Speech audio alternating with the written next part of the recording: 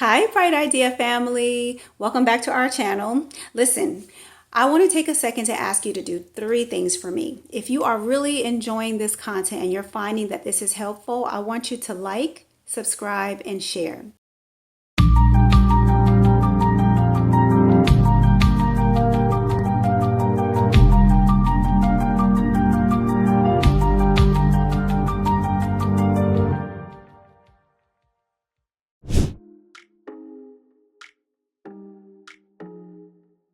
And let's talk a little bit about those milestones. So what I did is I put a chart together, and you guys feel free to screenshot this chart if it will make things easier for you, because it is a lot of information. And if you're not sure of your child's age and what they should be doing at that age, this chart will help you. So like I said, when she wasn't talking, she wasn't making those oohs and ah sounds, she would, or when she started making them, she was much older. The ba, ba, ba, da, da, da, the things that baby do really early. She was not doing those things. And I knew the difference because I had an older child, right? So my older child was doing all these things, and then my younger one wasn't.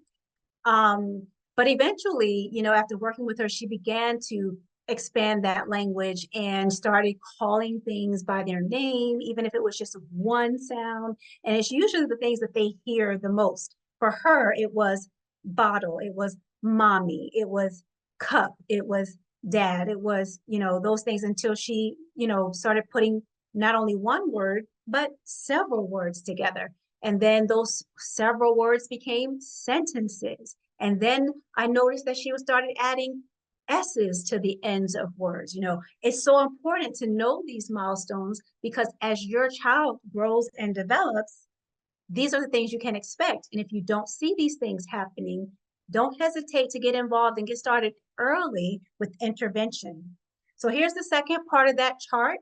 This is what happens when they get to about 4 to 7 years old. About this time, they're really starting to get involved with those stories. Sometimes you'll see a child read a book. I know one time this child had me really fooled. I thought she was reading and she was so tiny. She was probably 1 year old, but she wasn't reading. She had just been read that story so many times that she was just saying the story that she had heard, but she made connections with that book and with those pictures, and she knew the story based on the pictures and what had been told to her.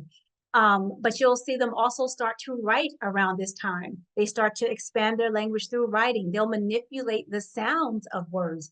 They'll have conversation with you. They'll take their turn when it's time to speak, or wait, or try as much as possible to allow you to finish a sentence. Or you'll see them talking with their peers, and they'll be taking turns and having a conversation. They'll recognize letters of their name. They'll start to try and mimic those letters on paper, or scribble those letters on paper. So when you see these sorts of things happening, you can kind of gauge what stage your child is in and what age they should be at that stage. And if it's not lining up, make sure you get some intervention. Okay. All right. All right, so I have another video here. Now, I saw that some of you are here with children who are not necessarily using words, or they're nonverbal. And I love this video because now DeMarco is a person who is deaf, and he talks about ways that parents can get involved and help develop language and what to expect for their children who aren't developing a verbally at the pace of everyone else. So here we go. Hello, I'm Niall DeMarco. I have a message for parents out there with deaf infants. Many of you have found out that your child is deaf, and it can be emotionally heartbreaking.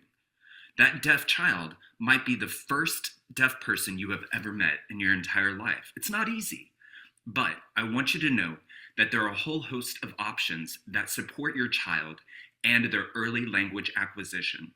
You can learn and teach your child American Sign Language. ASL in itself is a full language. It has its own grammatical structure and foundation, rules, and American Sign Language is on par with any spoken language. You can support your child's development of English through speech training, cued speech, Signed Exact English, or Pidgin Sign Language. There are a lot of different options, and also there are a lot of tools to support your child and their development of language. You can use iPads, tablets, which has visual bilingual stories on them, Family American Sign Language classes, hearing aids, cochlear implants, and the best part is you don't have to pick just one to match your child's needs. We encourage you to look at all available options. Try one or more to match your child and their early language development needs. We are including information and resources on our website for you to get started. Growing up, I had immediate access to language input.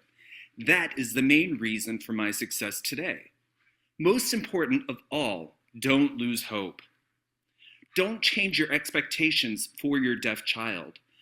There are historically so many people that your children can look up to and become: a doctor, a lawyer, a scientist, an app developer, or become a model and actor and maybe a winner of Dancing with the Stars. Your child will grow up and be able to tell you, "I love you." Really, the main point is this is a beautiful journey. You will meet so many supportive and beautiful people. You will learn a lot of new things. And yes, you will have your challenges, but you and your child will overcome them. We are thrilled for you and your family. We wish you the best, and remember, we're behind you all the way. All right. So I said I had something here for people who have children who are nonverbal or who are language challenged or hearing challenged. Don't lose hope. Like he said, there are tons of people out there.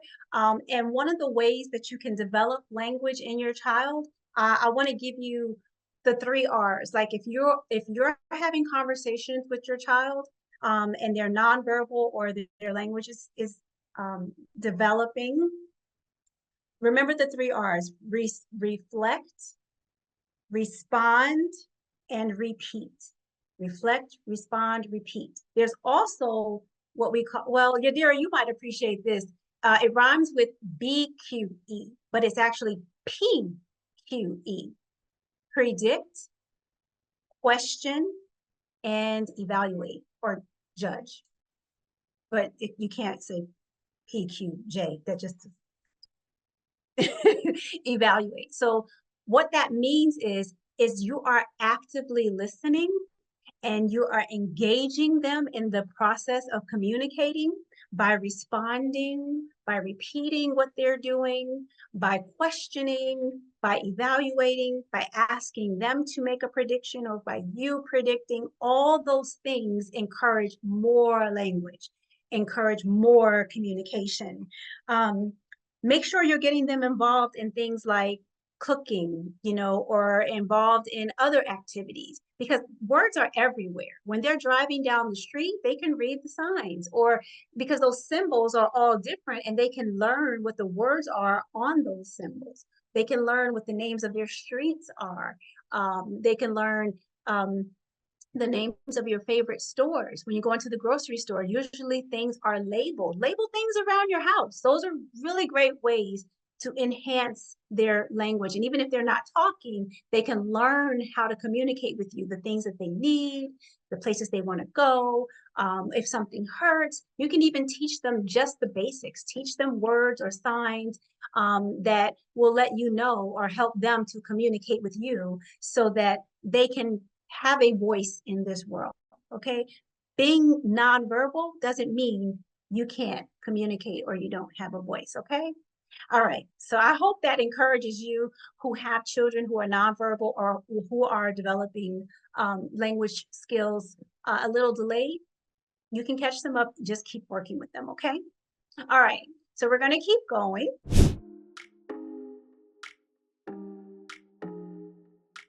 All right, so how do you create a language-rich environment? You see, I told you I get excited about this because I've already shared a lot of those strategies with you. So first of all, remember that you have 4 C's. When you're talking and listening, make sure you're engaging with them. You have the 4 isn't necessarily 4 C's, but we can talk about literacy and encompassing that. So strategies for engaging in meaningful conversation: reading, writing, listening, and speaking. Reading those stories, asking questions about those stories, asking them to judge. I even bought a book here tonight. What I used to do during our story time is I would let my daughter look at the book, try to get her to figure out what this book might be about. A boy, red balloon. Oh, red balloon, very good. That's a descriptive word. It tells you color. What color is his shirt? We would talk about that. I was like, well, this is the spine of the book. This is what holds the book together. And here's the back of the book. What do you think it's going to be about? Or his name is Eli, Eli's balloon. And I would have her say those things and we would go through the story together. I would have her look at the pictures or sometimes have her turn the pages so that when we're going through the story, she's getting as much out of it as I am, right? So you can tell her, well, this book was written by, to write the story is the person who's actually telling the story, putting the words, and you can tell them that's an author. Or this book was illustrated by, illustrated. That's not a word you hear often, but it means to draw the pictures. You like the pictures? That is exactly how I would talk to her during story time. And I'm a teacher too, so I used to talk to my students like that during story time. Those are things you can do to make the learning and the reading engaging and exciting. Choose stories that about things that they like. Like if you have a child who's obsessed with dinosaurs, choose a book about dinosaurs. Or you have a girl who's obsessed with fashion, everything is fashion. Anything that they are interested in, make sure you have information or books about that. Tell stories about that. Encourage them to use language about that, because that's how you start to build this wonderful language, world of language around them. When you describe things with a lot of detail, be very descriptive. You can say those are pretty flowers, right? You can say those are pretty flowers. Or you can say, wow, these flowers just light up a room. They made a day that was really boring, really bright and gave it life, right? Instead of just saying, those are pretty flowers. And encourage your child to do the same thing in those conversations. There's 4 parts of language and literacy. We want to talk about their comprehension, their phonemic awareness, their fluency, and their vocabulary. So let me just describe what each of those mean. I put some notes because I wanted to make it as accessible as possible. Let's talk about it in terms of a spectrum. So on this side, we start with phonemic awareness. They're just learning the phonemes, the sounds of the words, right? The sounds of the letters, how to manipulate those sounds to make different words, right? That's phonemic awareness. They're starting to understand these symbols have meanings, they have sounds. They take that and go to the next thing, which is putting it together to make words. Those words build vocabulary. So then you build their vocabulary, as many words and symbols and combinations that you can, you get them to recognize words.